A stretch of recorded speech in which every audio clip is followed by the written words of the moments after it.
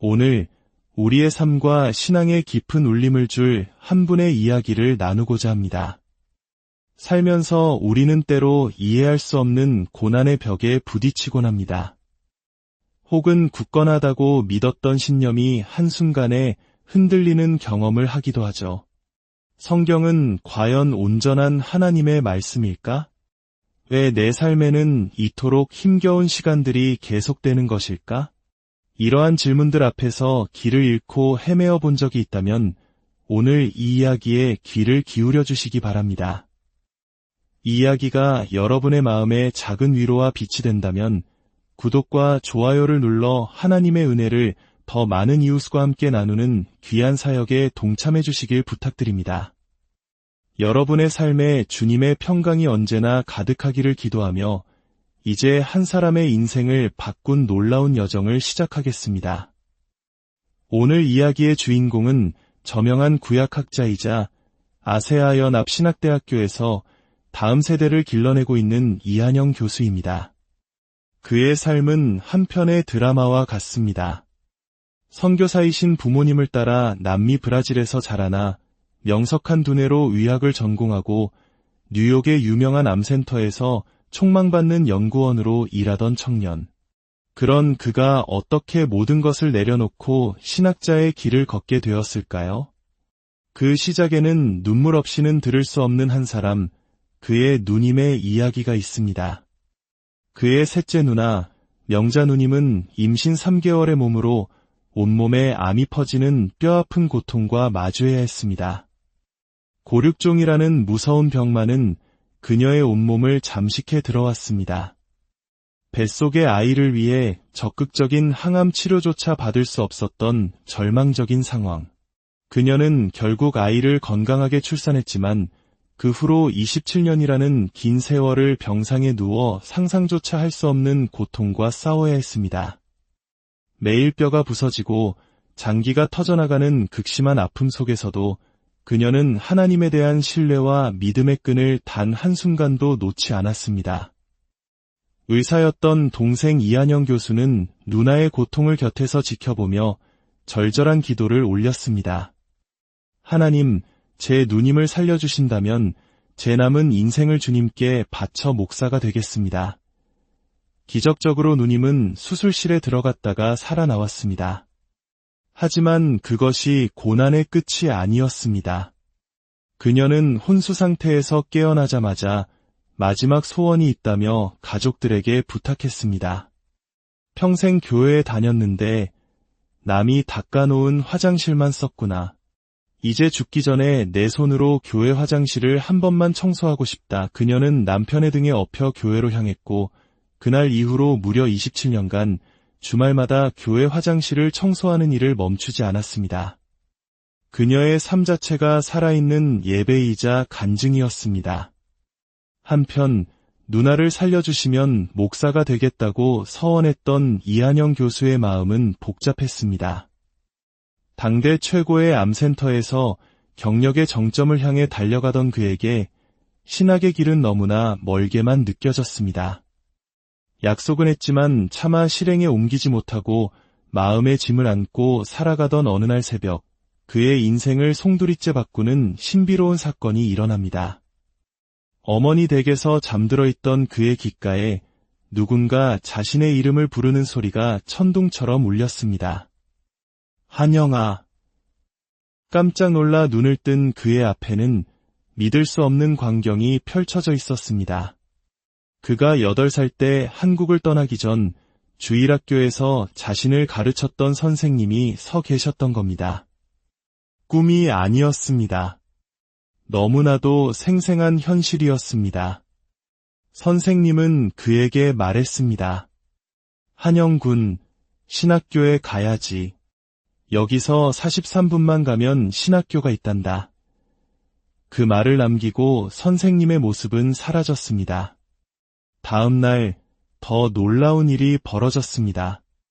그의 어머니께서 간밤에 이상한 꿈을 꾸었다며 이야기를 꺼내셨습니다.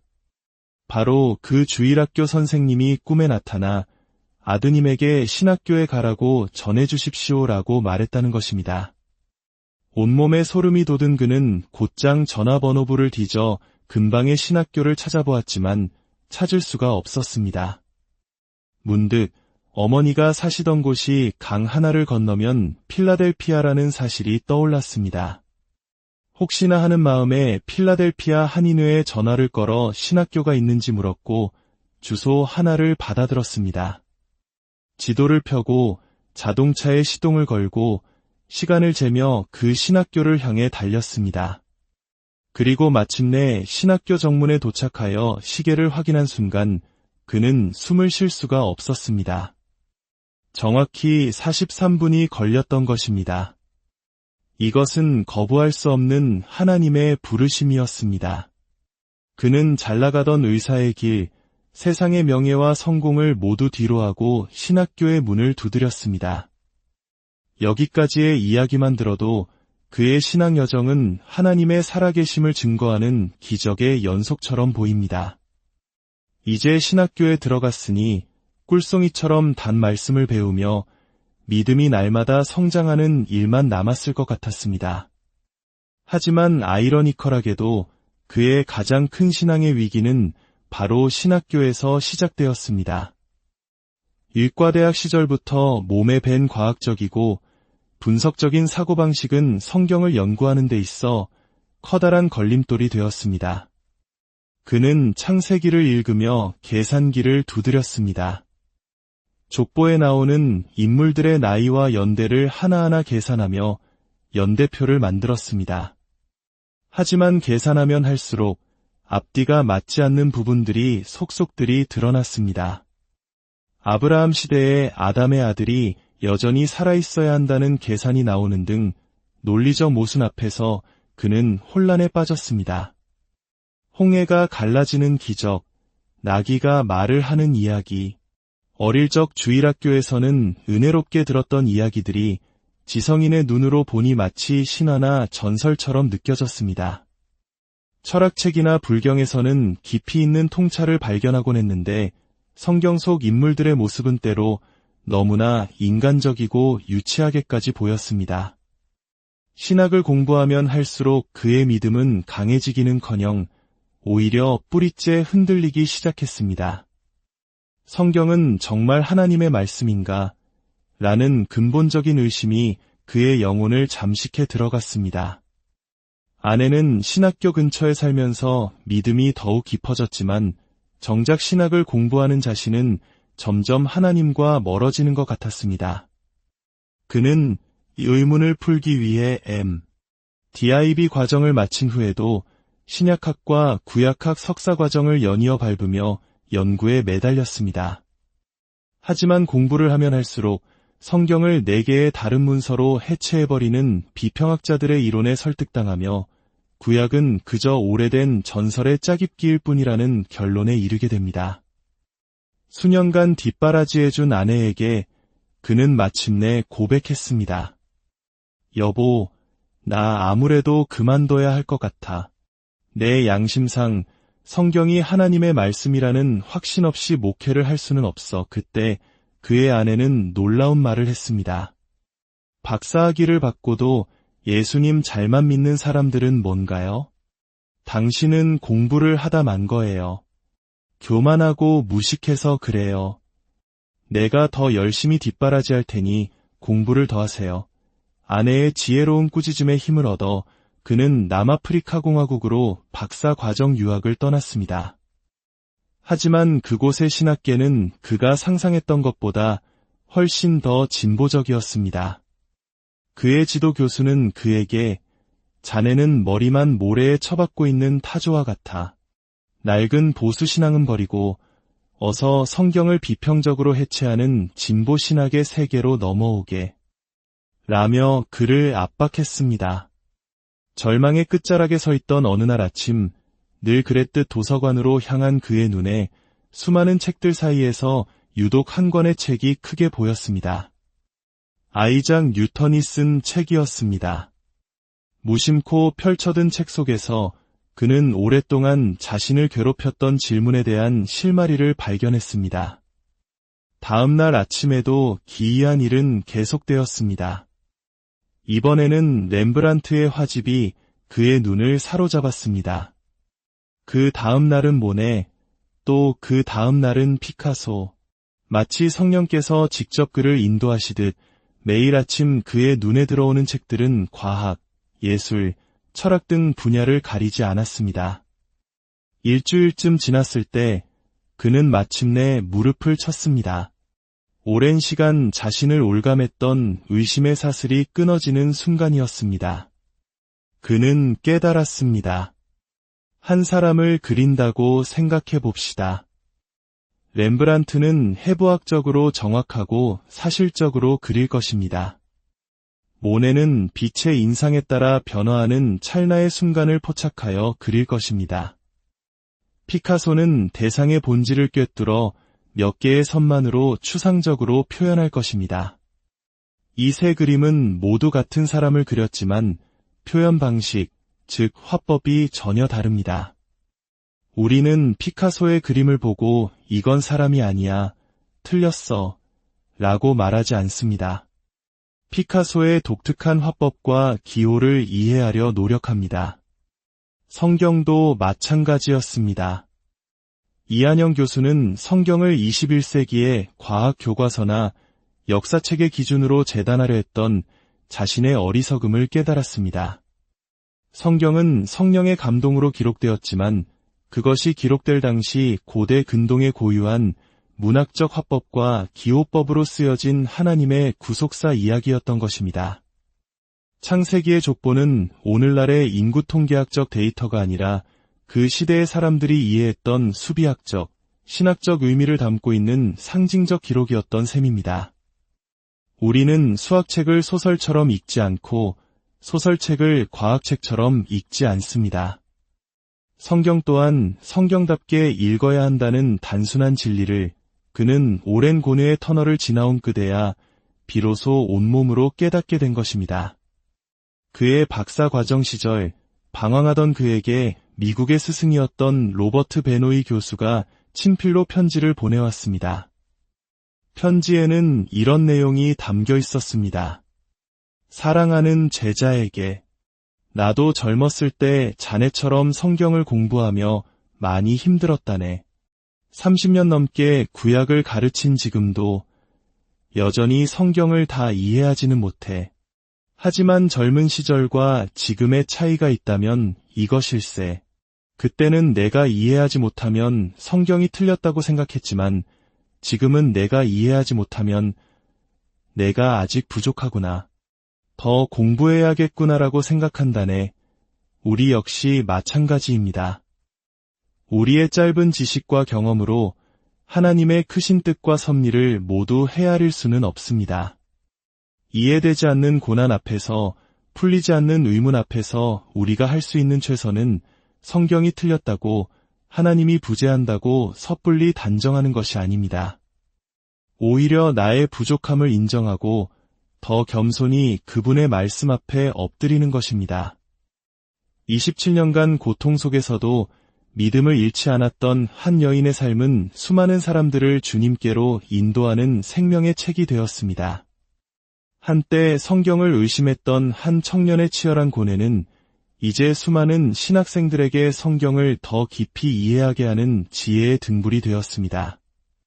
지금 고난의 터널을 지나고 계십니까? 믿음이 흔들리고 있습니까? 기억하십시오. 당신의 고난은 결코 무의미하지 않습니다. 당신의 의심 또한 더 깊은 믿음으로 나아가는 과정일 수 있습니다. 십자가 아래 모든 것을 내려놓을 때 우리의 고난과 의심마저도 합력하여 선을 이루시는 하나님의 놀라운 역사를 체험하게 될 것입니다. 지금 이 순간에도 우리를 위해 일하고 계시는 하나님을 신뢰하며 모든 분들의 삶 위에 하나님의 크신 위로와 평강이 함께 하시기를 간절히 기도합니다. 오늘 우리의 삶과 신앙의 깊은 울림을 줄 한 분의 이야기를 나누고자 합니다. 살면서 우리는 때로 이해할 수 없는 고난의 벽에 부딪히곤 합니다. 혹은 굳건하다고 믿었던 신념이 한순간에 흔들리는 경험을 하기도 하죠. 성경은 과연 온전한 하나님의 말씀일까? 왜 내 삶에는 이토록 힘겨운 시간들이 계속되는 것일까? 이러한 질문들 앞에서 길을 잃고 헤매어 본 적이 있다면 오늘 이 이야기에 귀를 기울여 주시기 바랍니다. 이 이야기가 여러분의 마음에 작은 위로와 빛이 된다면 구독과 좋아요를 눌러 하나님의 은혜를 더 많은 이웃과 함께 나누는 귀한 사역에 동참해 주시길 부탁드립니다. 여러분의 삶에 주님의 평강이 언제나 가득하기를 기도하며 이제 한 사람의 인생을 바꾼 놀라운 여정을 시작하겠습니다. 오늘 이야기의 주인공은 저명한 구약학자이자 아세아 연합신학대학교에서 다음 세대를 길러내고 있는 이한영 교수입니다. 그의 삶은 한 편의 드라마와 같습니다. 선교사이신 부모님을 따라 남미 브라질에서 자라나 명석한 두뇌로 의학을 전공하고 뉴욕의 유명한 암센터에서 촉망받는 연구원으로 일하던 청년. 그런 그가 어떻게 모든 것을 내려놓고 신학자의 길을 걷게 되었을까요? 그 시작에는 눈물 없이는 들을 수 없는 한 사람, 그의 누님의 이야기가 있습니다. 그의 셋째 누나, 명자 누님은 임신 3개월의 몸으로 온몸에 암이 퍼지는 뼈아픈 고통과 마주해야 했습니다. 고륙종이라는 무서운 병만은 그녀의 온몸을 잠식해 들어왔습니다. 뱃속의 아이를 위해 적극적인 항암 치료조차 받을 수 없었던 절망적인 상황. 그녀는 결국 아이를 건강하게 출산했지만 그 후로 27년이라는 긴 세월을 병상에 누워 상상조차 할 수 없는 고통과 싸워야 했습니다. 매일 뼈가 부서지고 장기가 터져나가는 극심한 아픔 속에서도 그녀는 하나님에 대한 신뢰와 믿음의 끈을 단 한순간도 놓지 않았습니다. 의사였던 동생 이한영 교수는 누나의 고통을 곁에서 지켜보며 절절한 기도를 올렸습니다. 하나님, 제 누님을 살려주신다면 제 남은 인생을 주님께 바쳐 목사가 되겠습니다. 기적적으로 누님은 수술실에 들어갔다가 살아나왔습니다. 하지만 그것이 고난의 끝이 아니었습니다. 그녀는 혼수 상태에서 깨어나자마자 마지막 소원이 있다며 가족들에게 부탁했습니다. 평생 교회에 다녔는데 남이 닦아놓은 화장실만 썼구나. 이제 죽기 전에 내 손으로 교회 화장실을 한 번만 청소하고 싶다. 그녀는 남편의 등에 업혀 교회로 향했고 그날 이후로 무려 27년간 주말마다 교회 화장실을 청소하는 일을 멈추지 않았습니다. 그녀의 삶 자체가 살아있는 예배이자 간증이었습니다. 한편 누나를 살려주시면 목사가 되겠다고 서원했던 이한영 교수의 마음은 복잡했습니다. 당대 최고의 암센터에서 경력의 정점을 향해 달려가던 그에게 신학의 길은 너무나 멀게만 느껴졌습니다. 약속은 했지만 차마 실행에 옮기지 못하고 마음의 짐을 안고 살아가던 어느 날 새벽, 그의 인생을 송두리째 바꾸는 신비로운 사건이 일어납니다. 어머니 댁에서 잠들어 있던 그의 귓가에 누군가 자신의 이름을 부르는 소리가 천둥처럼 울렸습니다. 한영아. 깜짝 놀라 눈을 뜬 그의 앞에는 믿을 수 없는 광경이 펼쳐져 있었습니다. 그가 8살 때 한국을 떠나기 전 주일학교에서 자신을 가르쳤던 선생님이 서 계셨던 겁니다. 꿈이 아니었습니다. 너무나도 생생한 현실이었습니다. 선생님은 그에게 말했습니다. 한영군, 신학교에 가야지. 여기서 43분만 가면 신학교가 있단다. 그 말을 남기고 선생님의 모습은 사라졌습니다. 다음 날 더 놀라운 일이 벌어졌습니다. 그의 어머니께서 간밤에 이상한 꿈을 꾸었다며 이야기를 꺼내셨습니다. 바로 그 주일학교 선생님이 꿈에 나타나 아드님에게 신학교에 가라고 전해주십시오라고 말했다는 것입니다. 온몸에 소름이 돋은 그는 곧장 전화번호부를 뒤져 근방의 신학교를 찾아보았지만 찾을 수가 없었습니다. 문득 어머니가 사시던 곳이 강 하나를 건너면 필라델피아라는 사실이 떠올랐습니다. 혹시나 하는 마음에 필라델피아 한인회에 전화를 걸어 신학교가 있는지 물었고 주소 하나를 받아들었습니다. 지도를 펴고 자동차에 시동을 걸고 시간을 재며 그 신학교를 향해 달렸습니다. 그리고 마침내 신학교 정문에 도착하여 시계를 확인한 순간 그는 숨을 쉴 수가 없었습니다. 정확히 43분이 걸렸던 것입니다. 이것은 거부할 수 없는 하나님의 부르심이었습니다. 그는 잘나가던 의사의 길, 세상의 명예와 성공을 모두 뒤로하고 신학교의 문을 두드렸습니다. 여기까지의 이야기만 들어도 그의 신앙 여정은 하나님의 살아계심을 증거하는 기적의 연속처럼 보입니다. 이제 신학교에 들어갔으니 꿀송이처럼 단 말씀을 배우며 믿음이 날마다 성장하는 일만 남았을 것 같았습니다. 하지만 아이러니컬하게도 그의 가장 큰 신앙의 위기는 바로 신학교에서 시작되었습니다. 일과대학 시절부터 몸에 밴 과학적이고 분석적인 사고방식은 성경을 연구하는 데 있어 커다란 걸림돌이 되었습니다. 그는 창세기를 읽으며 계산기를 두드렸습니다. 족보에 나오는 인물들의 나이와 연대를 하나하나 계산하며 연대표를 만들었습니다. 하지만 계산하면 할수록 앞뒤가 맞지 않는 부분들이 속속들이 드러났습니다. 아브라함 시대의 아담의 아들이 여전히 살아있어야 한다는 계산이 나오는 등 논리적 모순 앞에서 그는 혼란에 빠졌습니다. 홍해가 갈라지는 기적, 나귀가 말을 하는 이야기, 어릴 적 주일학교에서는 은혜롭게 들었던 이야기들이 지성인의 눈으로 보니 마치 신화나 전설처럼 느껴졌습니다.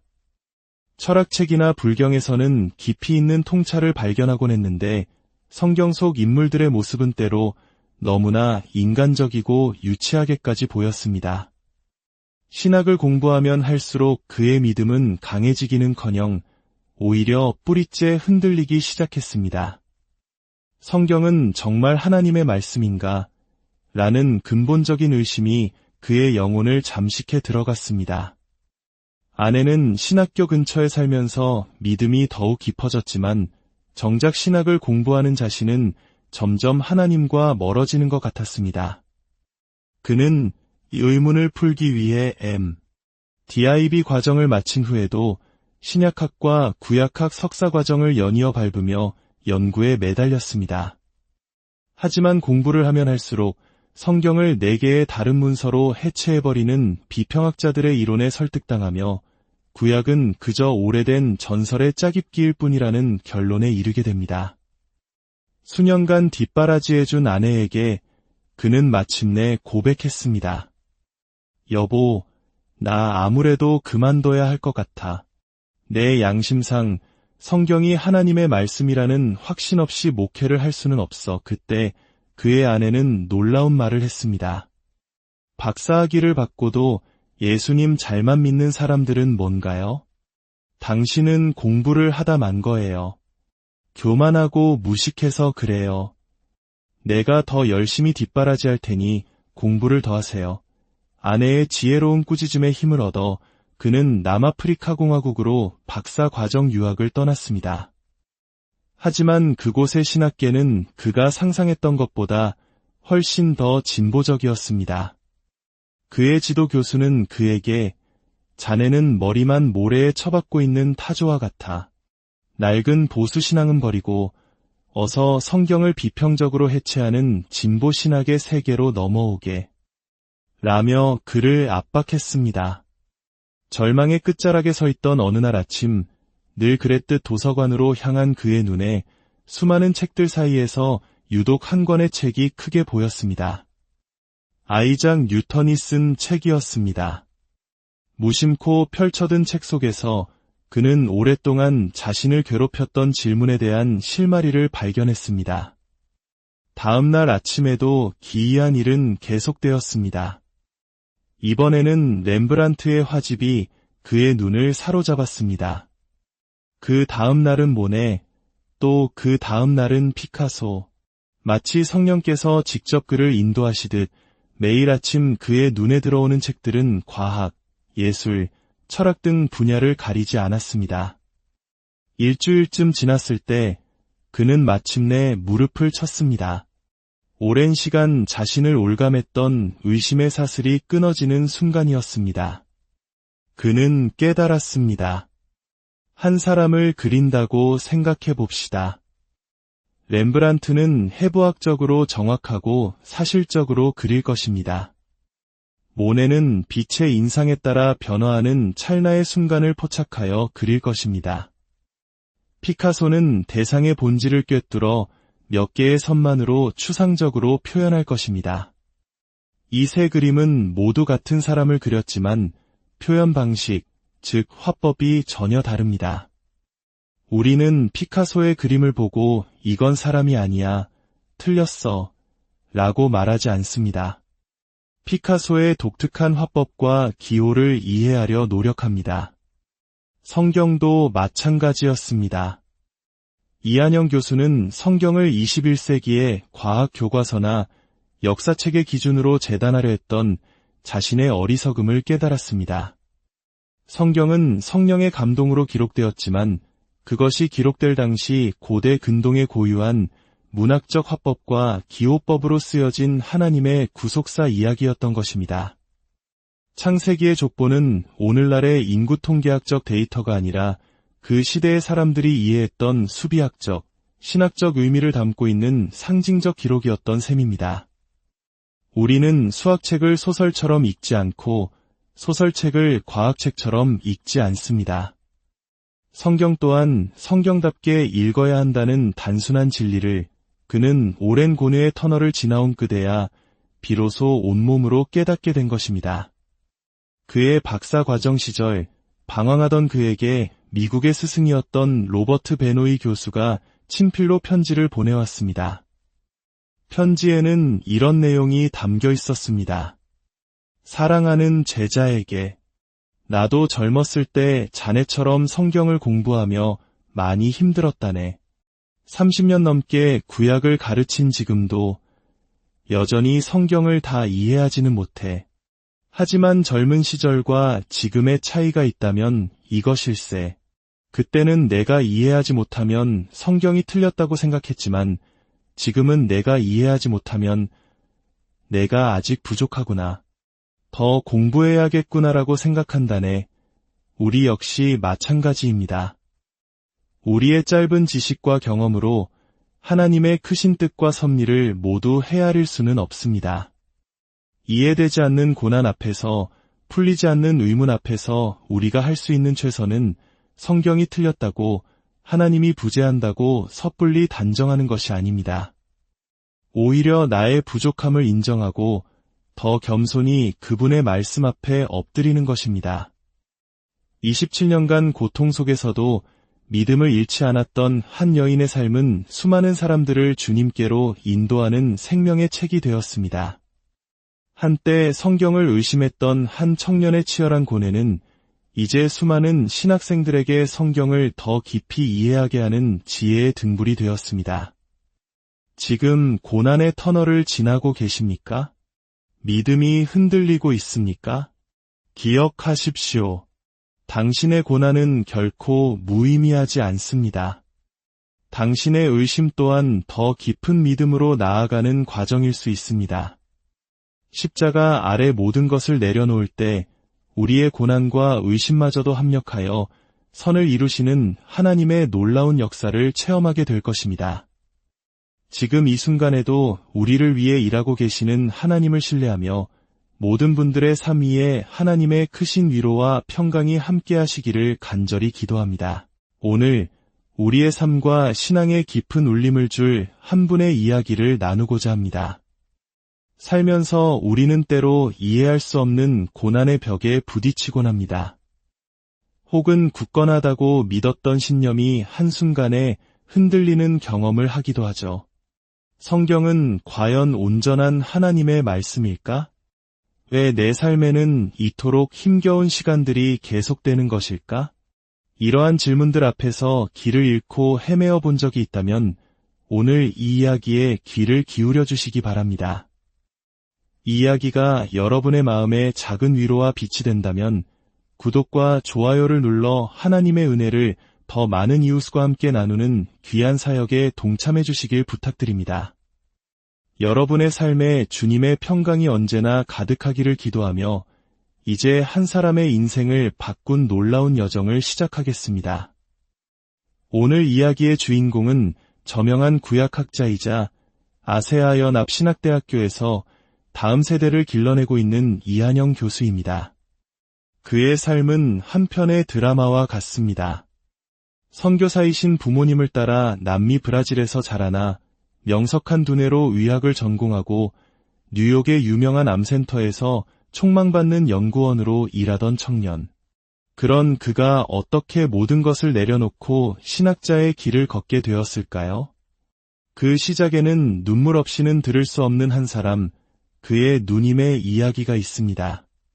그의 셋째 누나, 명자 누님은 임신 3개월의 몸으로 온몸에 암이 퍼지는 뼈아픈 고통과 마주해야 했습니다. 고륙종이라는 무서운 병만은 그녀의 온몸을 잠식해 들어왔습니다. 뱃속의 아이를 위해 적극적인 항암 치료조차 받을 수 없었던 절망적인 상황.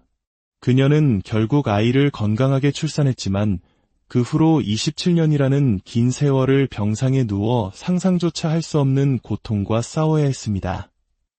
매일 뼈가 부서지고 장기가 터져나가는 극심한 아픔 속에서도 그녀는 하나님에 대한 신뢰와 믿음의 끈을 단 한순간도 놓지 않았습니다. 의사였던 동생 이한영 교수는 누나의 고통을 곁에서 지켜보며 절절한 기도를 올렸습니다. 하나님, 제 누님을 살려주신다면 제 남은 인생을 주님께 바쳐 목사가 되겠습니다. 기적적으로 누님은 수술실에 들어갔다가 살아나왔습니다. 하지만 그것이 고난의 끝이 아니었습니다. 그녀는 혼수 상태에서 깨어나자마자 마지막 소원이 있다며 가족들에게 부탁했습니다. 평생 교회에 다녔는데 남이 닦아놓은 화장실만 썼구나. 이제 죽기 전에 내 손으로 교회 화장실을 한 번만 청소하고 싶다. 그녀는 남편의 등에 업혀 교회로 향했고 그날 이후로 무려 27년간 주말마다 교회 화장실을 청소하는 일을 멈추지 않았습니다. 그녀의 삶 자체가 살아있는 예배이자 간증이었습니다. 한편 누나를 살려주시면 목사가 되겠다고 서원했던 이한영 교수의 마음은 복잡했습니다. 당대 최고의 암센터에서 경력의 정점을 향해 달려가던 그에게 신학의 길은 너무나 멀게만 느껴졌습니다. 약속은 했지만 차마 실행에 옮기지 못하고 마음의 짐을 안고 살아가던 어느 날 새벽, 그의 인생을 송두리째 바꾸는 신비로운 사건이 일어납니다. 어머니 댁에서 잠들어 있던 그의 귓가에 누군가 자신의 이름을 부르는 소리가 천둥처럼 울렸습니다. 한영아. 깜짝 놀라 눈을 뜬 그의 앞에는 믿을 수 없는 광경이 펼쳐져 있었습니다. 그가 8살 때 한국을 떠나기 전 주일학교에서 자신을 가르쳤던 선생님이 서 계셨던 겁니다. 꿈이 아니었습니다. 너무나도 생생한 현실이었습니다. 선생님은 그에게 말했습니다. 한영군, 신학교에 가야지. 여기서 43분만 가면 신학교가 있단다.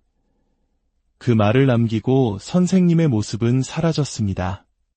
다음 날 더 놀라운 일이 벌어졌습니다. 그의 어머니께서 간밤에 이상한 꿈을 꾸었다며 이야기를 꺼내셨습니다. 바로 그 주일학교 선생님이 꿈에 나타나 아드님에게 신학교에 가라고 전해주십시오라고 말했다는 것입니다.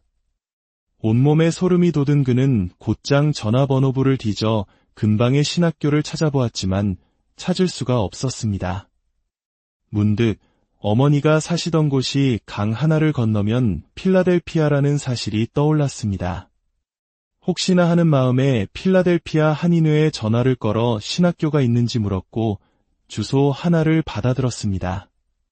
지도를 펴고 자동차에 시동을 걸고 시간을 재며 그 신학교를 향해 달렸습니다.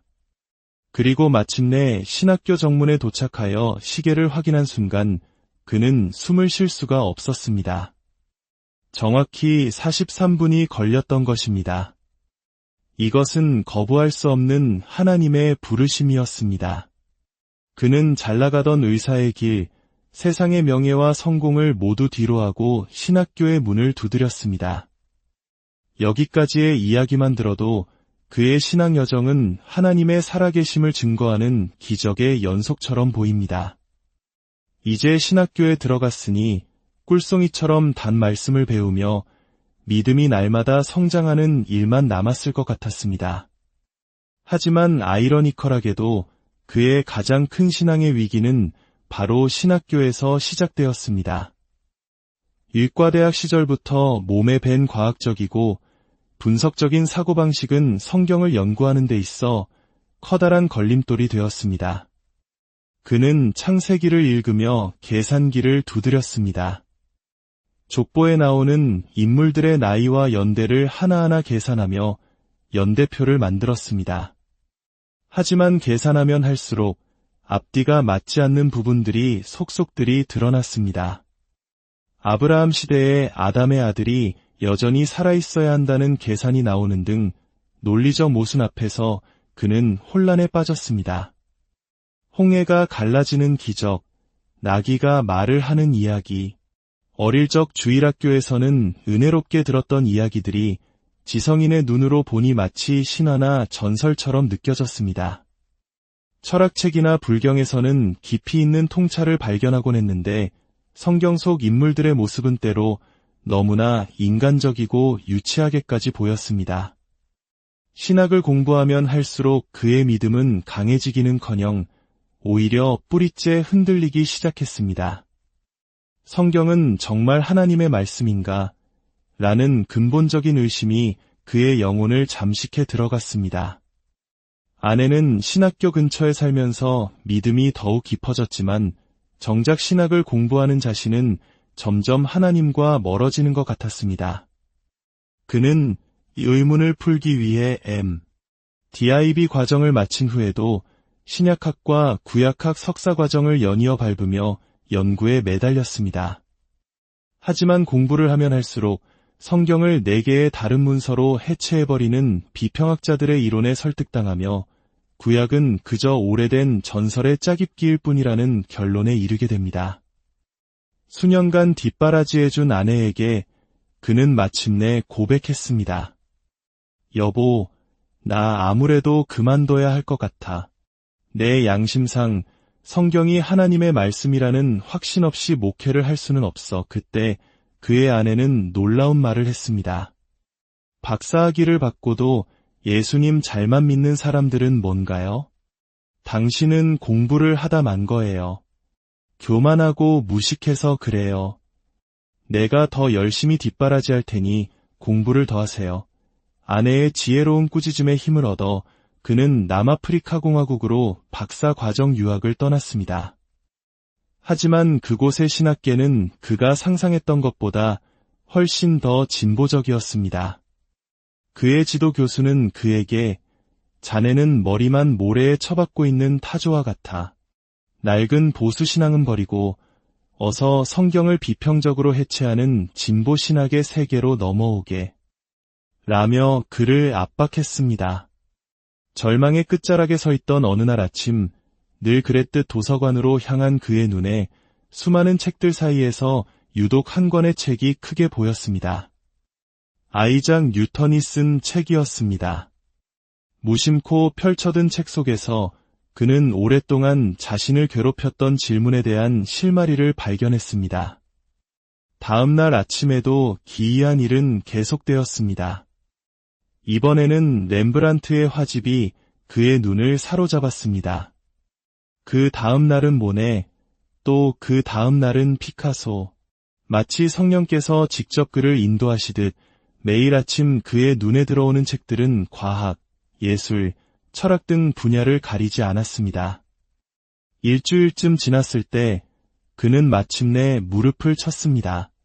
오랜 시간 자신을 올감했던 의심의 사슬이 끊어지는 순간이었습니다. 그는 깨달았습니다. 한 사람을 그린다고 생각해 봅시다. 렘브란트는 해부학적으로 정확하고 사실적으로 그릴 것입니다. 모네는 빛의 인상에 따라 변화하는 찰나의 순간을 포착하여 그릴 것입니다. 피카소는 대상의 본질을 꿰뚫어 몇 개의 선만으로 추상적으로 표현할 것입니다. 이 세 그림은 모두 같은 사람을 그렸지만 표현 방식, 즉 화법이 전혀 다릅니다. 우리는 피카소의 그림을 보고 이건 사람이 아니야, 틀렸어, 라고 말하지 않습니다. 피카소의 독특한 화법과 기호를 이해하려 노력합니다. 성경도 마찬가지였습니다. 이한영 교수는 성경을 21세기의 과학 교과서나 역사책의 기준으로 재단하려 했던 자신의 어리석음을 깨달았습니다. 성경은 성령의 감동으로 기록되었지만 그것이 기록될 당시 고대 근동에 고유한 문학적 화법과 기호법으로 쓰여진 하나님의 구속사 이야기였던 것입니다. 창세기의 족보는 오늘날의 인구 통계학적 데이터가 아니라 그 시대의 사람들이 이해했던 수비학적, 신학적 의미를 담고 있는 상징적 기록이었던 셈입니다. 우리는 수학책을 소설처럼 읽지 않고 소설책을 과학책처럼 읽지 않습니다. 성경 또한 성경답게 읽어야 한다는 단순한 진리를 그는 오랜 고뇌의 터널을 지나온 그대야 비로소 온몸으로 깨닫게 된 것입니다. 그의 박사 과정 시절 방황하던 그에게 미국의 스승이었던 로버트 베노이 교수가 친필로 편지를 보내왔습니다. 편지에는 이런 내용이 담겨 있었습니다. 사랑하는 제자에게, 나도 젊었을 때 자네처럼 성경을 공부하며 많이 힘들었다네. 30년 넘게 구약을 가르친 지금도 여전히 성경을 다 이해하지는 못해. 하지만 젊은 시절과 지금의 차이가 있다면 이것일세.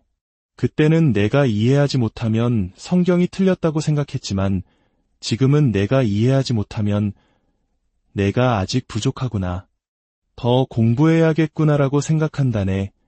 우리 역시 마찬가지입니다. 우리의 짧은 지식과 경험으로 하나님의 크신 뜻과 섭리를 모두 헤아릴 수는 없습니다. 이해되지 않는 고난 앞에서, 풀리지 않는 의문 앞에서 우리가 할 수 있는 최선은 성경이 틀렸다고, 하나님이 부재한다고 섣불리 단정하는 것이 아닙니다. 오히려 나의 부족함을 인정하고 더 겸손히 그분의 말씀 앞에 엎드리는 것입니다. 27년간 고통 속에서도 믿음을 잃지 않았던 한 여인의 삶은 수많은 사람들을 주님께로 인도하는 생명의 책이 되었습니다. 한때 성경을 의심했던 한 청년의 치열한 고뇌는 이제 수많은 신학생들에게 성경을 더 깊이 이해하게 하는 지혜의 등불이 되었습니다. 지금 고난의 터널을 지나고 계십니까? 믿음이 흔들리고 있습니까? 기억하십시오. 당신의 고난은 결코 무의미하지 않습니다. 당신의 의심 또한 더 깊은 믿음으로 나아가는 과정일 수 있습니다. 십자가 아래 모든 것을 내려놓을 때 우리의 고난과 의심마저도 합력하여 선을 이루시는 하나님의 놀라운 역사를 체험하게 될 것입니다. 지금 이 순간에도 우리를 위해 일하고 계시는 하나님을 신뢰하며 모든 분들의 삶 위에 하나님의 크신 위로와 평강이 함께 하시기를 간절히 기도합니다. 오늘 우리의 삶과 신앙의 깊은 울림을 줄 한 분의 이야기를 나누고자 합니다. 살면서 우리는 때로 이해할 수 없는 고난의 벽에 부딪히곤 합니다. 혹은 굳건하다고 믿었던 신념이 한순간에 흔들리는 경험을 하기도 하죠. 성경은 과연 온전한 하나님의 말씀일까?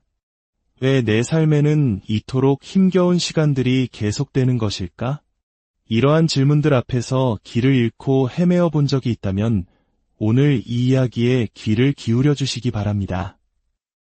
이 이야기가 여러분의 마음에 작은 위로와 빛이 된다면 구독과 좋아요를 눌러 하나님의 은혜를 더 많은 이웃과 함께 나누는 귀한 사역에 동참해 주시길 부탁드립니다. 여러분의 삶에 주님의 평강이 언제나 가득하기를 기도하며 이제 한 사람의 인생을 바꾼 놀라운 여정을 시작하겠습니다. 오늘 이야기의 주인공은 저명한 구약학자이자 아세아 연합 신학대학교에서 다음 세대를 길러내고 있는 이한영 교수입니다. 그의 삶은 한 편의 드라마와 같습니다. 선교사이신 부모님을 따라 남미 브라질에서 자라나 명석한 두뇌로 의학을 전공하고 뉴욕의 유명한 암센터에서 촉망받는 연구원으로 일하던 청년. 그런 그가 어떻게 모든 것을 내려놓고 신학자의 길을 걷게 되었을까요? 그 시작에는 눈물 없이는 들을 수 없는 한 사람, 그의 누님의 이야기가 있습니다. 그의 셋째 누나, 명자 누님은 임신 3개월의 몸으로 온몸에 암이 퍼지는 뼈아픈 고통과 마주해야 했습니다. 고륙종이라는 무서운 병만은 그녀의 온몸을 잠식해 들어왔습니다. 뱃속의 아이를 위해 적극적인 항암 치료조차 받을 수 없었던 절망적인 상황. 그녀는 결국 아이를 건강하게 출산했지만 그 후로 27년이라는 긴 세월을 병상에 누워 상상조차 할 수 없는 고통과 싸워야 했습니다. 매일 뼈가 부서지고 장기가 터져나가는 극심한 아픔 속에서도 그녀는 하나님에 대한 신뢰와 믿음의 끈을 단 한순간도 놓지 않았습니다. 의사였던 동생 이한영 교수는 누나의 고통을 곁에서 지켜보며 절절한 기도를 올렸습니다. 하나님, 제 누님을 살려주신다면 제 남은 인생을 주님께 바쳐 목사가 되겠습니다. 기적적으로 누님은 수술실에 들어갔다가 살아나왔습니다. 하지만 그것이 고난의 끝이 아니었습니다. 그녀는 혼수 상태에서 깨어나자마자 마지막 소원이 있다며 가족들에게 부탁했습니다.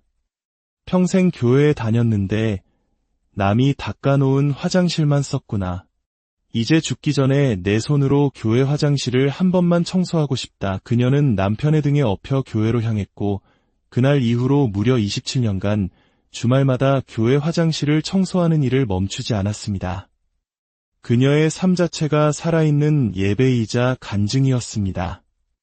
한편 누나를 살려주시면 목사가 되겠다고 서원했던 이한영 교수의 마음은 복잡했습니다. 당대 최고의 암센터에서 경력의 정점을 향해 달려가던 그에게 신학의 길은 너무나 멀게만 느껴졌습니다. 약속은 했지만 차마 실행에 옮기지 못하고 마음의 짐을 안고 살아가던 어느 날 새벽, 그의 인생을 송두리째 바꾸는 신비로운 사건이 일어납니다. 어머니 댁에서 잠들어 있던 그의 귓가에 누군가 자신의 이름을 부르는 소리가 천둥처럼 울렸습니다. 한영아. 깜짝 놀라 눈을 뜬 그의 앞에는 믿을 수 없는 광경이 펼쳐져 있었습니다. 그가 8살 때 한국을 떠나기 전 주일학교에서 자신을 가르쳤던 선생님이 서 계셨던 겁니다. 꿈이 아니었습니다. 너무나도 생생한 현실이었습니다. 선생님은 그에게 말했습니다. 한영군, 신학교에 가야지. 여기서 43분만 가면 신학교가 있단다. 그 말을 남기고 선생님의 모습은 사라졌습니다. 다음 날 더 놀라운 일이 벌어졌습니다. 그의 어머니께서 간밤에 이상한 꿈을 꾸었다며 이야기를 꺼내셨습니다. 바로 그 주일학교 선생님이 꿈에 나타나 아드님에게 신학교에 가라고 전해주십시오라고 말했다는 것입니다.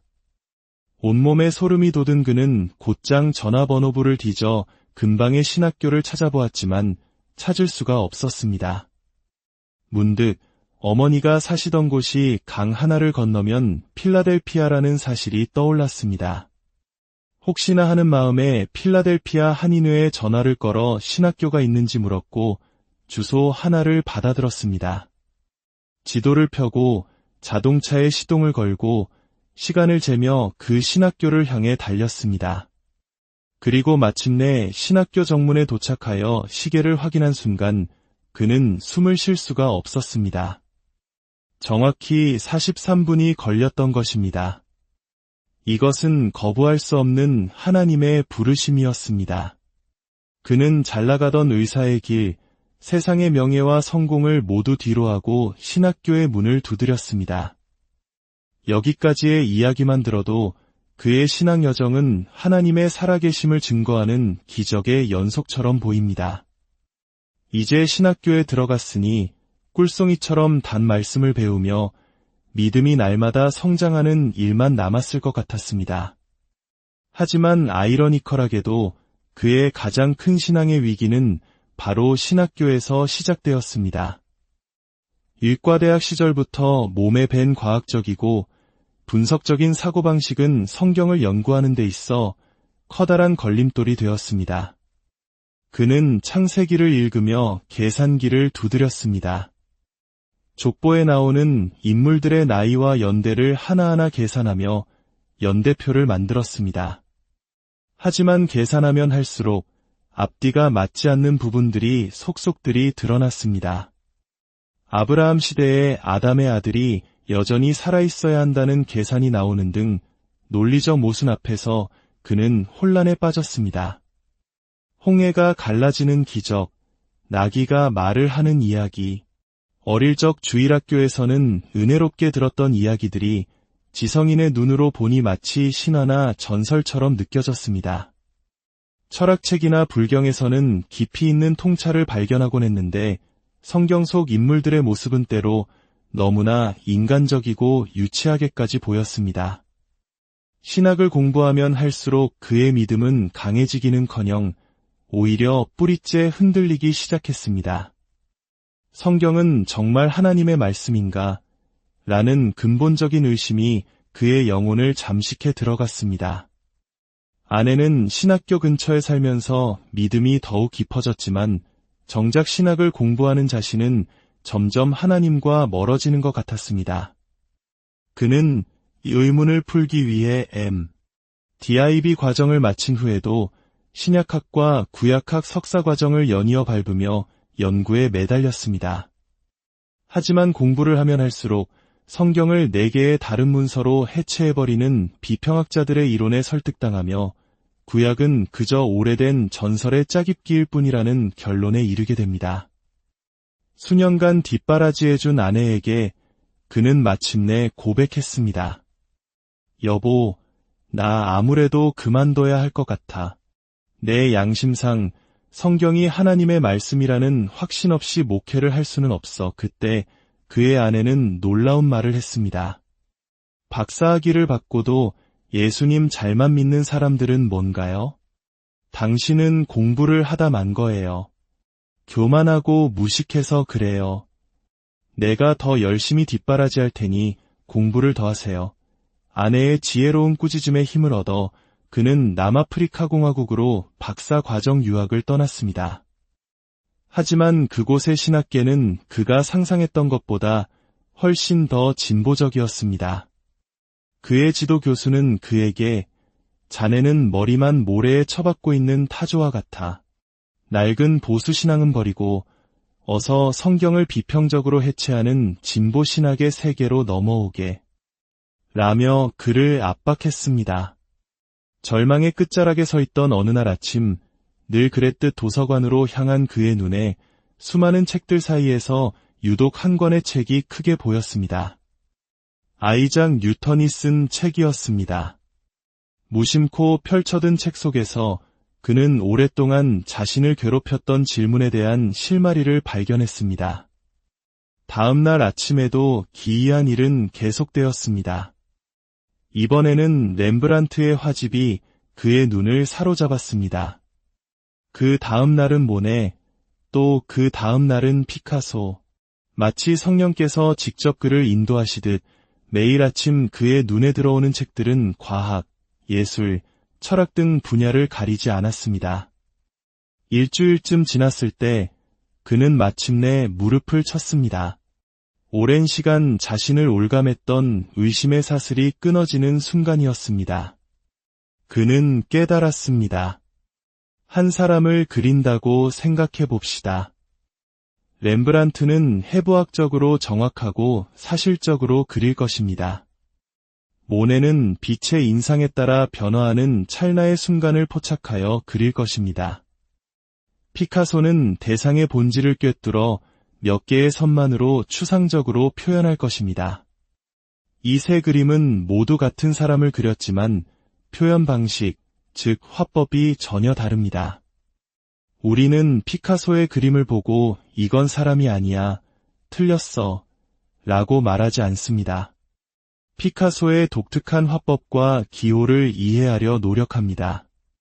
성경도 마찬가지였습니다. 이한영 교수는 성경을 21세기의 과학 교과서나 역사책의 기준으로 재단하려 했던 자신의 어리석음을 깨달았습니다. 성경은 성령의 감동으로 기록되었지만 그것이 기록될 당시 고대 근동에 고유한 문학적 화법과 기호법으로 쓰여진 하나님의 구속사 이야기였던 것입니다. 창세기의 족보는 오늘날의 인구 통계학적 데이터가 아니라 그 시대의 사람들이 이해했던 수비학적, 신학적 의미를 담고 있는 상징적 기록이었던 셈입니다. 우리는 수학책을 소설처럼 읽지 않고 소설책을 과학책처럼 읽지 않습니다. 성경 또한 성경답게 읽어야 한다는 단순한 진리를 그는 오랜 고뇌의 터널을 지나온 그대야 비로소 온몸으로 깨닫게 된 것입니다. 그의 박사 과정 시절 방황하던 그에게 미국의 스승이었던 로버트 베노이 교수가 친필로 편지를 보내왔습니다. 편지에는 이런 내용이 담겨 있었습니다. 사랑하는 제자에게, 나도 젊었을 때 자네처럼 성경을 공부하며 많이 힘들었다네. 30년 넘게 구약을 가르친 지금도 여전히 성경을 다 이해하지는 못해. 하지만 젊은 시절과 지금의 차이가 있다면 이것일세. 그때는 내가 이해하지 못하면 성경이 틀렸다고 생각했지만 지금은 내가 이해하지 못하면 내가 아직 부족하구나. 더 공부해야겠구나라고 생각한다네. 우리 역시 마찬가지입니다. 우리의 짧은 지식과 경험으로 하나님의 크신 뜻과 섭리를 모두 헤아릴 수는 없습니다. 이해되지 않는 고난 앞에서, 풀리지 않는 의문 앞에서 우리가 할 수 있는 최선은 성경이 틀렸다고, 하나님이 부재한다고 섣불리 단정하는 것이 아닙니다. 오히려 나의 부족함을 인정하고 더 겸손히 그분의 말씀 앞에 엎드리는 것입니다. 27년간 고통 속에서도 믿음을 잃지 않았던 한 여인의 삶은 수많은 사람들을 주님께로 인도하는 생명의 책이 되었습니다. 한때 성경을 의심했던 한 청년의 치열한 고뇌는 이제 수많은 신학생들에게 성경을 더 깊이 이해하게 하는 지혜의 등불이 되었습니다. 지금 고난의 터널을 지나고 계십니까? 믿음이 흔들리고 있습니까? 기억하십시오. 당신의 고난은 결코 무의미하지 않습니다. 당신의 의심 또한 더 깊은 믿음으로 나아가는 과정일 수 있습니다. 십자가 아래 모든 것을 내려놓을 때 우리의 고난과 의심마저도 합력하여 선을 이루시는 하나님의 놀라운 역사를 체험하게 될 것입니다. 지금 이 순간에도 우리를 위해 일하고 계시는 하나님을 신뢰하며 모든 분들의 삶 위에 하나님의 크신 위로와 평강이 함께 하시기를 간절히 기도합니다. 오늘 우리의 삶과 신앙의 깊은 울림을 줄 한 분의 이야기를 나누고자 합니다. 살면서 우리는 때로 이해할 수 없는 고난의 벽에 부딪히곤 합니다. 혹은 굳건하다고 믿었던 신념이 한순간에 흔들리는 경험을 하기도 하죠. 성경은 과연 온전한 하나님의 말씀일까? 왜 내 삶에는 이토록 힘겨운 시간들이 계속되는 것일까? 이러한 질문들 앞에서 길을 잃고 헤매어 본 적이 있다면 오늘 이 이야기에 귀를 기울여 주시기 바랍니다. 이 이야기가 여러분의 마음에 작은 위로와 빛이 된다면 구독과 좋아요를 눌러 하나님의 은혜를 더 많은 이웃과 함께 나누는 귀한 사역에 동참해 주시길 부탁드립니다. 여러분의 삶에 주님의 평강이 언제나 가득하기를 기도하며 이제 한 사람의 인생을 바꾼 놀라운 여정을 시작하겠습니다. 오늘 이야기의 주인공은 저명한 구약학자이자 아세아 연합 신학대학교에서 다음 세대를 길러내고 있는 이한영 교수입니다. 그의 삶은 한 편의 드라마와 같습니다. 선교사이신 부모님을 따라 남미 브라질에서 자라나 명석한 두뇌로 의학을 전공하고 뉴욕의 유명한 암센터에서 촉망받는 연구원으로 일하던 청년. 그런 그가 어떻게 모든 것을 내려놓고 신학자의 길을 걷게 되었을까요? 그 시작에는 눈물 없이는 들을 수 없는 한 사람, 그의 누님의 이야기가 있습니다.